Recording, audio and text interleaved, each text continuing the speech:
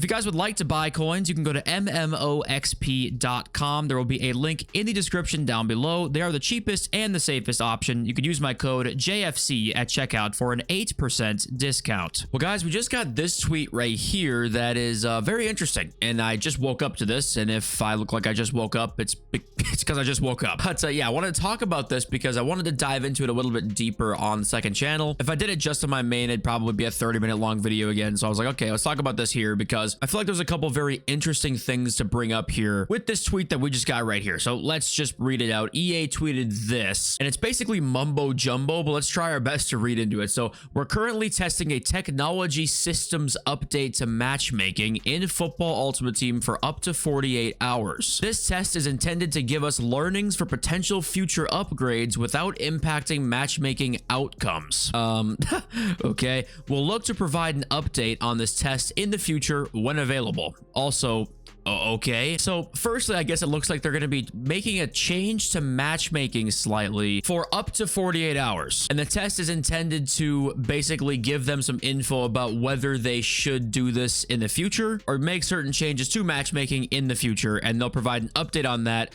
when available. Oh, sorry, they'll look to provide an update when available. So we might not ever see an update at all, but they'll look to provide one as if they don't make the decisions on whether they want to provide one or not. But anyway, okay, what does anybody make from this? Well, we got a couple questions off rip. Like, why would they even tweet something out like this if they're making a change? Which I appreciate, but why would they tweet it out? They don't have to, right? Why would they make any change to matchmaking at all in the first place? And why are they doing it right now, right? Why on a Thursday? So let's go through one by one. Let's answer the last question first. The last question being, why on a Thursday would you start doing this? Well, a Thursday would actually make the most sense to change matchmaking up because you end up getting a Rivals Day where there's no weekend league. You end up getting a Friday where there is weekend league. And depending how long it'll actually be, it could go to Saturday too, right? But you get a Thursday Rivals Day, you get a weekend league day or two, and a weekend league day or two that does not have their matchmaking test, right? You'd have like that Sunday and Monday. So you get some really nice compare and contrast results for like all different situations on a Thursday if you dropped it. So that does kind of make sense why it would be on a Thursday. Now, the bigger question even here is why change matchmaking at all? You've got some replies down here, people kind of clowning them, obviously, because it's like, what the hell are you even talking about? But I saw some replies being like, yeah, will this game make your game not feel different every game? Will actually feel responsive? Will it feel like someone isn't cheating every single game? Your game is so bad, lol. The thing is, matchmaking itself, I don't think has anything to do with the delay we feel, unless it's like intentionally incorporated into a certain player based on the matchmaking, which I don't think that's the case. My guess would be it's just like incidental. They don't know what to do to how to fix it. Honestly, I think it's less so malicious intent, like give that guy delay. It's more so everyone's got delay at different times, some every game, some once in a while, and EA are like,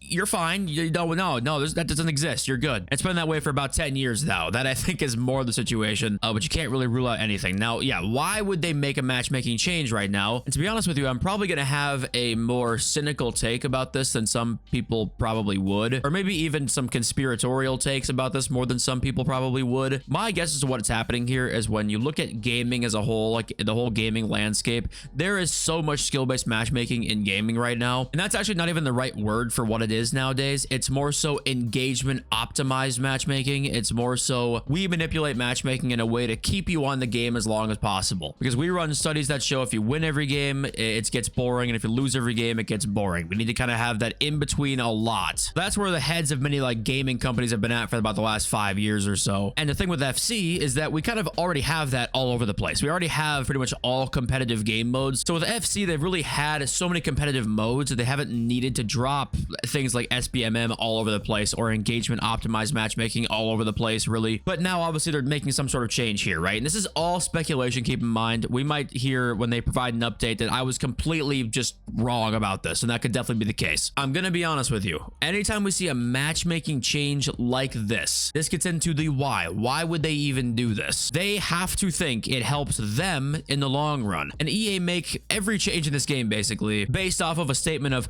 will this help us make more money? And that's where I think we should be concerned slightly, because super duper manipulated matchmaking like we have in certain games out there has its benefits in terms of like bad players not matching against insane players all the time, but it also has a lot of negatives. One being it becomes a lot more boring to play. You play the same players over and over again, which kind of has been the case, but you play the same skill level of players over and over again. Also, ping becomes not king. That's not the first parameter of matchmaking they look at. If the ping is under a certain amount, it's kind of like, okay, that's good enough. And with delay being as bad as it already is, not having the ping be the #1 priority right now, that's a big gamble that they would take. Now, of course, this might not be engagement optimized matchmaking of any kind or whatever. This might not be that, but I just want you to be kind of wary that whenever they change something like this, it's not for us. Okay, this isn't a change that's like, hey, this is going to help you guys out. And if they advertise it later down the line as a change that would help us out, it also helps them out, probably to a bigger extent, honestly. So I just want you to be like, honestly cautious when you see tweets. It's like, oh, they're changing something. What are they changing? It's almost never good for us. And I'm talking about changes under the hood, the matchmaking, the gameplay. There's certain things under the hood that we just don't get to see. When they change those things, that is almost never a good thing for us because they're just trying to help themselves out. But okay, say I was correct and this was a sort of like more manipulative form of matchmaking they're introducing it for the next 48 hours here. Why would they tweet it out? Why would they feel like they need to tell us, or why would they want to tell us? And what do you guys think would be the reason that they would tell us? Because honestly, it does lend a little bit of doubt to my thesis about, you know, a predatory matchmaking coming in. The reason I think that those both do work, where they're implementing more manipulative matchmaking and they told us, was because I think that over the next 48 hours, you might have some games where ping is higher because they're going to start doing matchmaking that is more manipulative and more intentional, and it's harder to implement that matchmaking and have everybody be on good ping gameplay. That's why when you play COD right now, if you're a hardcore COD guy, the ping on there oftentimes is not what it should be. You're in the 50s and 60s